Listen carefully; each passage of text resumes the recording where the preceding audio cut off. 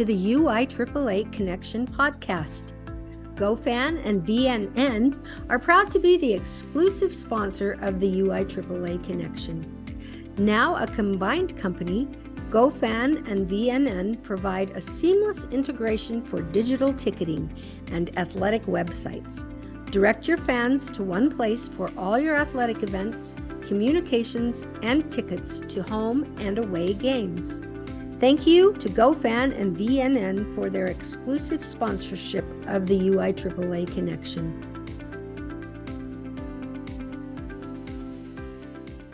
Welcome back to another edition of the UIAAA Connection. I'm your host, Mark Hutch Hunter. Today we have as our special guest, Dr. Mekia Troy, Certified Master Athletic Administrator, the Director of Athletics at Creekside High School. Welcome to the podcast, Mekia. Thank you so much for having me. I appreciate it. Let's have you begin by sharing with our international audience where you grew up, where you went to school, your first job, etc. Okay. Well, I grew up mostly in Fairburn, Georgia, which is just outside of Atlanta. It's the metro area. And it's actually where I spent most of my life. Young student in this area. And I was able to go through elementary, middle, and ultimately high school at Creekside High School, where I now work. Okay. Yeah, which has been unique. This after going to college and coming right back, this was my first job here as a teacher and coach. I guess if I think of my first job ever would have been in high school a little bit. I worked with a magician, so that was fun in the summer. But aside from that, yeah, education, jumping right in, getting involved at Creekside was my first job, and it's been the one that I've held for this time. As a teacher and coach back then. But yeah, family full of sports lovers and enthusiasts. And it just encouraged me to enjoy it, participate in it. And I always wanted to work in sport in some fashion, whether it was just physical education as a teacher or becoming a coach. And I was able to accomplish that. Where did you go to university? I attended Berry College. That's in Rome, Georgia. I was a member of the women's basketball team there, majored in health and physical education, and I spent those 4 years, had a great time, and an opportunity opened up to come back home after that 4 years time. So that's what I did, off to school and then right back. I'm interested in your decision and your path to pursue a doctorate, because you may be only the second or third, maybe the fourth guest I've had that actually has a doctorate. And I know that is an incredible amount of work. So we'll talk to our audience about that and how that took place. Right. It actually all ties back to athletics because, oh gosh, I forget the year, but when I was going to become the athletic director, it definitely wasn't something at that time that I wanted to do. I really just wanted to teach and coach. And one of my mentors, our AD at the time, was my high school coach and just encouraged me to think about it because he was about to leave. And he wanted me to consider taking his spot. And I didn't want to do it. I really didn't. I wanted to go with him. But I decided to take a chance to see who I could help by taking on the role, the position. And in doing so, I realized that I didn't know a lot about running an athletic department. I knew how to run a team. I didn't know how to run an athletic department. And at that time, our school district didn't really have a lot of things in place for a district leadership in athletics. So I'm a lifelong learner. And in my mind, I said, well, the best place to learn is school. So I decided to go back to school, United States Sports Academy, and pursue a doctorate in sport management. And I thought that that'd be a way for me to really learn more about how to manage an athletic department, because that's just the first thing that came to mind. Back then, I didn't know anything about the NIAAA. I didn't know about our state association, and I just jumped right into school. Once I learned those things, I felt like, boy, I could have saved some money had I just done that. But either way, it was still a great opportunity, a great experience for me to learn those things and be able to apply them, and then continue to add on from there with the AD associations, both nationally and in the state. Thank you. Share with our audience playing basketball for Berry College and some of the experiences there. Oh, wow. It was a lot of fun, I learned a lot. there weren't very many athletes from Georgia. My team had a lot of athletes from Alabama and Tennessee, which I guess being Northwest Georgia, they might have been actually closer to them than the Atlanta area. But it was great to just be in an environment that was a little different than home and to learn from a bunch of different people. My coaches, I went through a couple of coaching changes, but they gave me an opportunity as an athlete to learn from others and to take from them what I could to apply to my own coaching style once I got the opportunity myself. And all my coaches knew that I wanted to become a coach. So they poured into me a lot, which I definitely appreciated with resources and drills and activities, even after I graduated. So that was always fun to have that connection to playing, but it was a great 4 years. There's nothing like that time of being a college athlete, and once it's gone, it's gone. But it was a great time, great experience. Let's have you talk about some of the mentors you've had in your life, the leaders that have made a difference to you, both when you were younger playing and now as a director of athletics. Wow, I guess the first example, because again, as a young person, I wanted to teach and coach, but I always tell people that it's interesting that it was a community coach, a lay coach here in Georgia that had the biggest impact on me initially. And I try to encourage our coaches to recognize that it could be that person too. You're not inferior if you're not the head coach. That assistant coach could still have a big impact on those student athletes. They have a role to serve. And it was that lay coach that really influenced me and impacted me and my desire to become a coach. She was young, she could still play. And I wanted to be able to do that, to be able to show as I was also teaching. And so I took a lot of that from her, from I guess the basketball side of things. And then again, my high school coach, who was the AD, knowing my goals, he really gave me a lot of support from high school, even into college, and making sure that I had anything that I needed to reach my goals of being a teacher and a coach, and ultimately even putting the idea of being an athletic director in my head because it was not there. But he saw something in me that he thought I could do it. So I decided to just give it a shot. My parents are also very, very much role models for me, leaders, examples for me and my family, and just the way I was raised. And I think they're probably my biggest mentors or role models, just from the impact they've had on me, being a person of integrity, being a person of my word, and working hard. Their work ethic was definitely an example that helped me in my career as a leader. And then, becoming an athletic administrator, I believe that you find so many people, you meet folks that have so many different experiences, and they all serve a different role. So we have different roles in our lives, and I feel like it's important to have different role models too. So you may have someone that helps you in the aspect of how you do your day-to-day job. And then it might be someone else that encourages you to show you how to relax, how to move on and do something else and take a break, decompress. Then you might have someone else that, encourages you in maybe other hobbies or things that you might be interested in. So I think it's just important to consider that we are multiple things, and you can have role models and examples in those multiple areas of life, which is what we want to encourage our student athletes as well. As we educate, as they say, the whole child, just let them know it's okay to be a lot of different things. Thank you for that response. Let me ask you a little bit of a personal question, Mekia. What's your biggest failure or disappointment in life, and what did you learn from it? Wow. Okay. I'll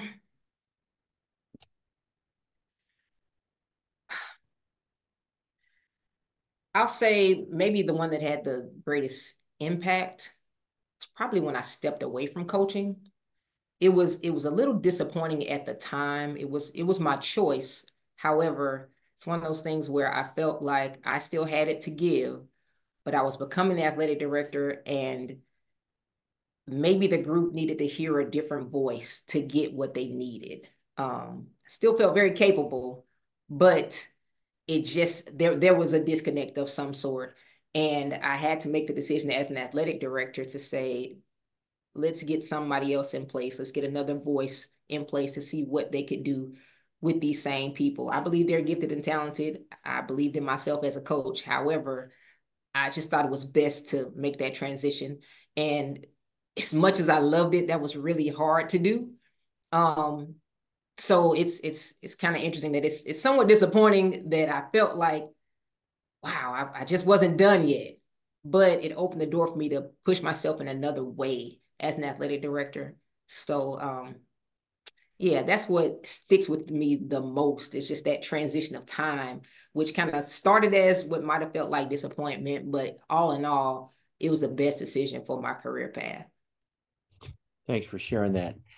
Let's go back to Creekside for a minute and let me clarify how many years you've been at Creekside and how Right. many years you've been the AD at Creekside.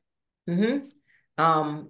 I started at Creekside in the fall of 2002 as a teacher and coach. So fresh out of college, 4 years, and I'm right back with some of the same teachers and coaches that worked with me when I was, a teenager. And I became the AD. Well, I was a teacher, a physical education teacher. I coached basketball, volleyball, cross country as an assistant. Then I became the head girls basketball coach a couple of years into that time. And I think it was about year 8 or so, 8 or 9, when I became the athletic director. So I spent 3 years still teaching, coaching, and as AD before stepping away to focus full time on just athletics. So since then, I think that was 2009. Just give me 14 years or so, 14, 15 years of being the athletic director here at Creekside. Let me ask you, because we haven't had a ton, but I've had at least a dozen of my guests, maybe even more, that are actually at their alma mater. And so I want your take, your opinion on what it's like to, for example, when you went back in 2002 and all of a sudden the people that taught you are now colleagues, and is it better, is it worse, is it just something, or maybe the joy of being back where you went to school? Talk about that for a minute. Yeah. I'll say in the beginning, it was interesting to deal with my colleagues now as an adult when I was just, their student a few years back, but nobody was disrespectful or anything. It was more about me trying to become more comfortable in being on a level field with those folks. But they were all very supportive of me and very proud of what I'd accomplished in college and looking forward to seeing what I would become as a young teacher and coach. So I had a lot of support there. It seemed like they started to kind of transition out in maybe the first 5, 10 years. So it didn't really feel like, oh, this is the school that I went to and dealt with these same people, because there were always new people that seemed to be coming in. Um, Now the interesting piece is that I'm starting to get a lot more of my peers, their children are coming in as students and part of the athletic department, which has been unique to see. Probably that's a little different than just dealing with those that were my former teachers, but now dealing with the sports parent is somebody that I had class with or somebody that I was a teammate with. So that's been interesting in more recent years, just to see that transition. Very good. Talk about the job of athletic administrator and talk about how it's changed or how much it's the same since you first got the job 14, 15 years ago. Right. I think it's changed tremendously. It's changed so much even since 2020. There was a lot that came about just from the pandemic itself. But all in all, from the beginning, um, social media is something that I wasn't really into when I became the athletic director, but it's something that plays such a big role in what I do now, in just the way that we're able to communicate with our community.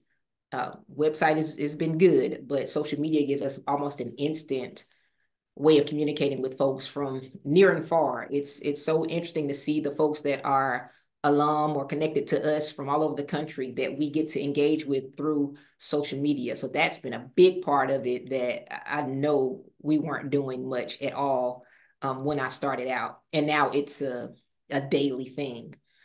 New for us here in Georgia is NIL.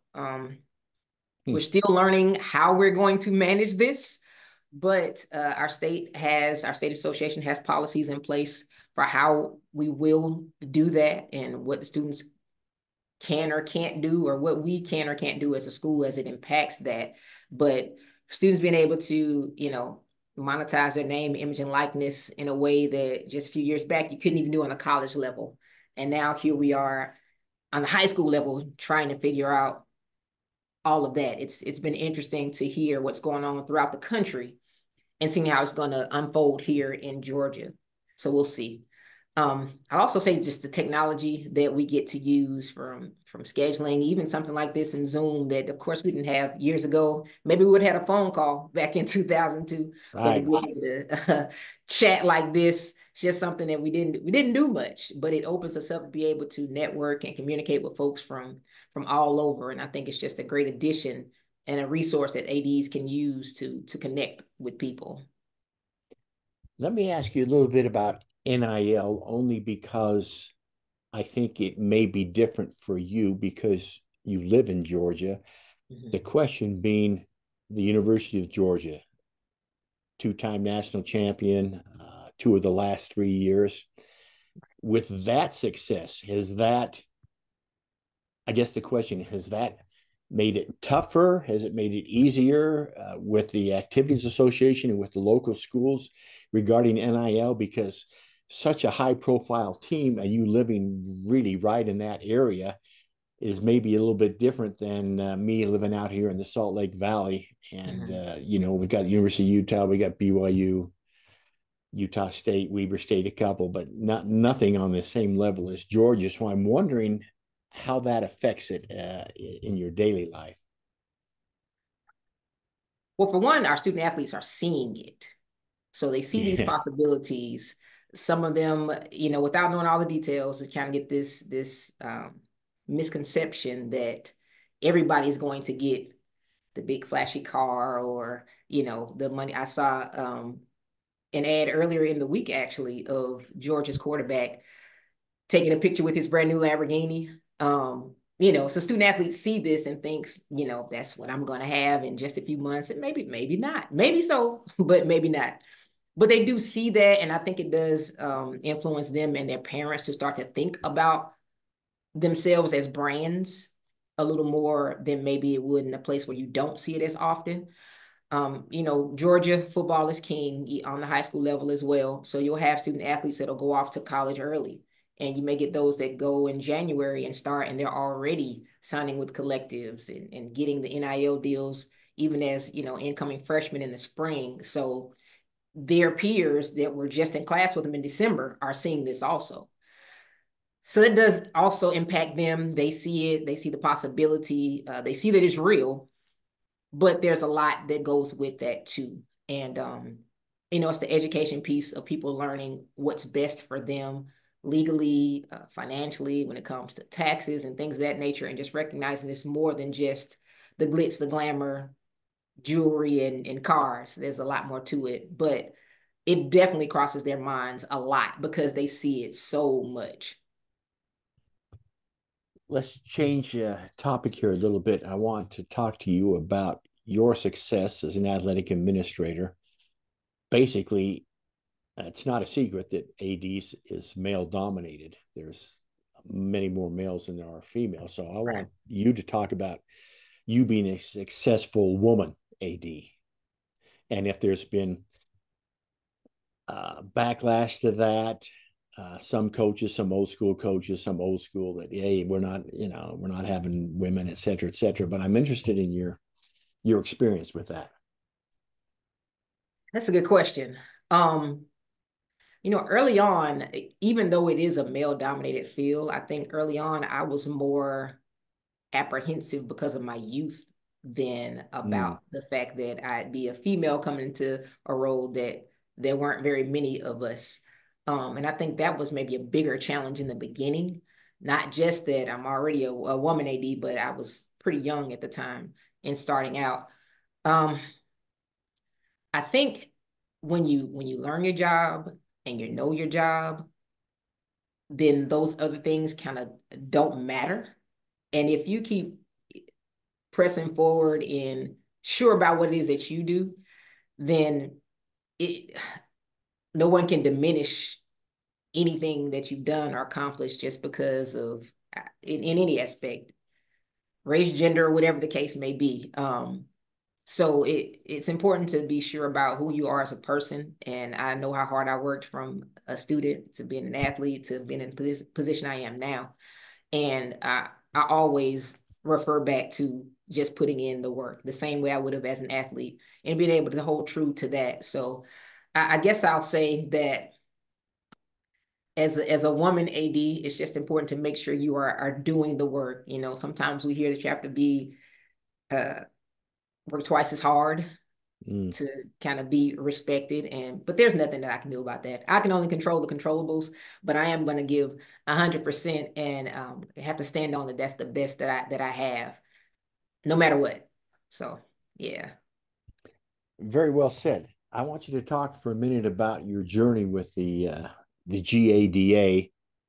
I've had the privilege of knowing, obviously, Lucia, who was the executive director, and of course now Joe Sanfilippo, and I actually know quite a few ADs in Georgia. But talk about how you became aware of that, how you got involved, and then go from there to your involvement with the NIAAA. Right. It's actually a pretty funny story. With the NIAAA, I received some mail that should have gone to the private school down the road. I had never heard of the NIAAA. I didn't know anything, but this brochure came addressed to someone else, but it said athletics, so they put it in my mailbox. And I decided to just read through it. And I'm thinking, wow, there's really an association for ADs. I had no idea. So I call my mentor to say, hey, have you ever heard of this? And he kind of brushed it off, saying that, yeah, well, they're not very serious. They just go to conferences and hang out. Nobody's really doing any work. So I said, oh, okay, well, if you don't believe it, then I guess I don't believe it. So I put it away and didn't think about it. And not long after, I was honored with an award by our state association, and I needed to go to the conference to receive that award. I hadn't been to the conference, didn't know about any of that, but in Georgia, we have dual membership with the NIAAA, GADA. Right. So that kind of tied in everything. Was able to go to the conference, and Lucia was actually one of the first people that I met. So that was pretty exciting to see another woman AD even involved at that point. But yeah, winning that award allowed me to go to the conference, meet these people, and see how much they worked and how much value there was to educational athletics as we know it. And I was just floored that all this existed, and I had no idea. But attending the GADA conferences led me to understand more about the NIAAA. And a few years after that, I attended my first conference in Orlando, which was neat to go back to Orlando this past December again, where I went to my first conference and heard John Gordon both times. So that's a memory for me. But yeah, it was really just, I'll say it was fate for me to find out the information to tie that all together, but it worked out, and I'm so glad it did. In attending the national conference and learning and meeting so many different people and recognizing that no matter where you are in the United States or even outside, there's so many similarities to what we do in athletics. And then there's so much more we can learn for what people have, just different experiences, and bring that back home. And that's, I think, what I gained the most by participating with the NIAAA. And in more recent years, I've been able to become a part of the national faculty, teaching leadership training course 706, coaching coaches, which we actually have a webinar coming up really soon. And yeah, now I'm participating in the executive leadership cohort. So that's been very rewarding in learning from so many people from throughout the country. Let's have you talk for a minute. A little bit of a selfish question from me, because obviously everybody knows Big Rich, the associate director, and of course he is from Utah. And I know he worked with you extensively and some others with that 706. Talk about working with the big fella, and because obviously he can't say enough good things about you. And talk about what it's like to be in on the beginnings of a course and getting it seen through to the end, and then being able to teach, because obviously that's where we met as nationally faculty people. Yeah. Well, Rich is awesome. I'll say that. Of course, going back to 2020 and social media and just meeting people along the way, in the virtual conference that the NIAAA put on in 2020 allowed me to meet so many folks virtually that when we got to 21, being able to be in person and meet folks in Denver. I remember just kind of sitting in the lobby of the conference and seeing this extremely tall person walk by. And I'm thinking, hey, he's taller than I thought on social media, but I believe that's Rich Barton. So I just, I got up to introduce myself and told him, hey, we've connected on Twitter. I just wanted to introduce myself. And yeah, from there, he's been such a support, and I appreciate it so much. He reached out not long after that to be a part of the Leadership with Legacy book. So I was able to contribute to that, which was an awesome opportunity. And then soon after, he contacted me about participating in a workshop at the 2022 conference, I believe it was. So I was able to do that with Joe Roberts from Ohio. So that was a lot of fun to speak about fan behavior at the national conference. And then the opportunity opened up to become a part of the 706 faculty as he was transitioning into his new role with the NIAAA. So someone had to come in and try to, I definitely couldn't fill his shoes, but I could follow his footsteps in, replacing him as a part of that faculty. So I didn't get to be a part of the development of 706, but I now have the opportunity to be a part of the development of 708, which is going to be the split of this course, which will be coming pretty soon in 2025. So 706 has so much great information that it's a lot to pack into 4 hours. So we're going to take some time to divide that up, and so people can get, as much time as they need to really absorb it all. Some great insight. Thank you. Let's have you talk about your observations regarding the recent conference in Orlando. So it would be what, your second or third conference in Orlando?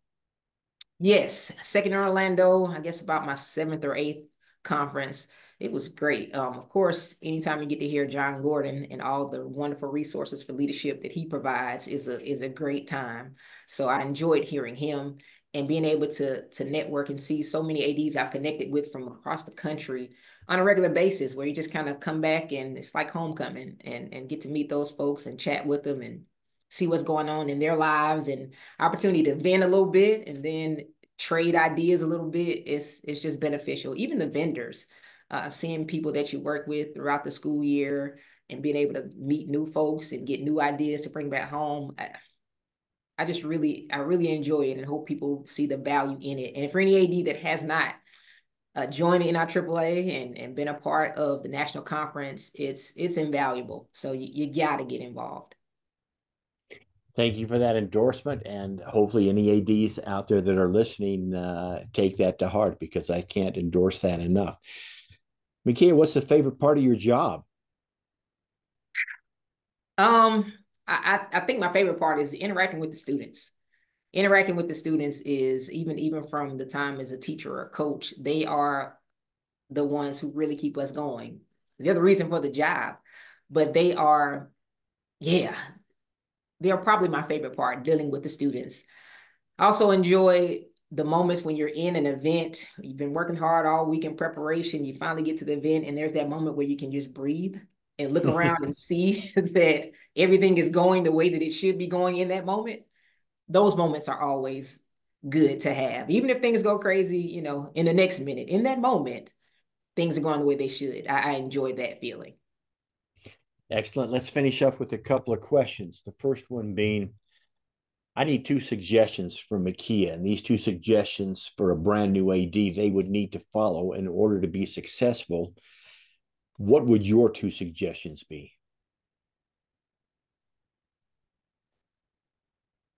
I'll say the first thing that I did as an AD that it's not exciting, it's probably not fun, but wherever you are, whatever state, country, wherever you may be, whatever your state association's constitution, bylaws, handbook, whatever that is, know it. Make sure you have a grasp on it, because the questions that you'll get from parents, from coaches, the things you need to share back out with students, with your administration, a lot of it is going to come back to the policies or the procedures that are already in place from your state association. So you want to really have a good handle on that information. That's probably not the most fun idea, but really grab a hold to that to make sure you know what you can and can't do. I would say the other suggestion would be to lean on other athletic directors because they are willing to help. I don't think I did that enough in the beginning.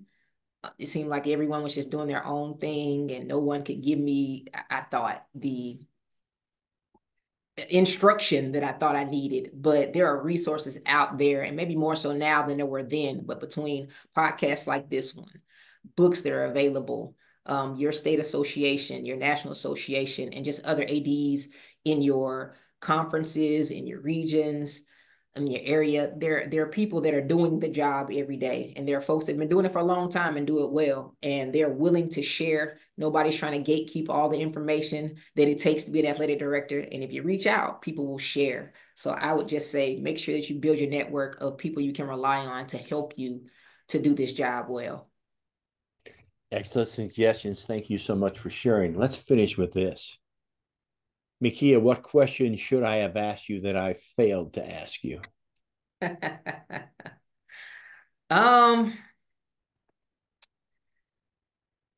Wow. What should you have asked that you failed to ask? That is, you know what? I think you might have stumped me on that one. Oh. I don't know. Favorite sport? That's probably be easy giveaway from my time as a basketball player and a coach.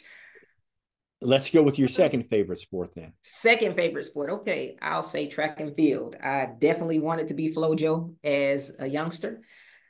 And I ran track and played basketball in high school, and I stuck with the basketball path. But yeah, track and field, I still enjoy to watch. My question then, and this dates me because of my age. Were you old enough to see FloJo in the Atlanta Olympics? So in person, no.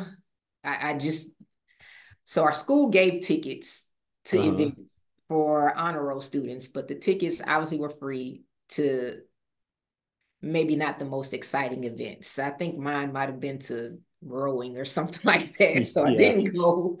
But yeah, the Atlanta Olympics just being here, just the idea that the world came to the place where I live is still unbelievable to think that that happened. So just seeing everything from opening ceremonies, I was able to participate. Back then in my dad's job was on a military base. We were able to go for the torch relay and to actually see the torch coming through the city and be passed off. That was really exciting. Still have old home videos of that, but it was a very neat time to just be around the world coming to a small place like Atlanta. Still can't believe it actually happened. That's incredible. Thanks so much for sharing. On that note, that wraps it up for this edition of the UIAAA Connection. Again, our guest today has been Dr. Mekia Troy, Certified Master Athletic Administrator and the Director of Athletics at Creekside High School. Mekia, thank you so much for being on the podcast today. Thank you for having me. For our listeners, we hope you tune in again next week for another edition of the UIAAA Connection.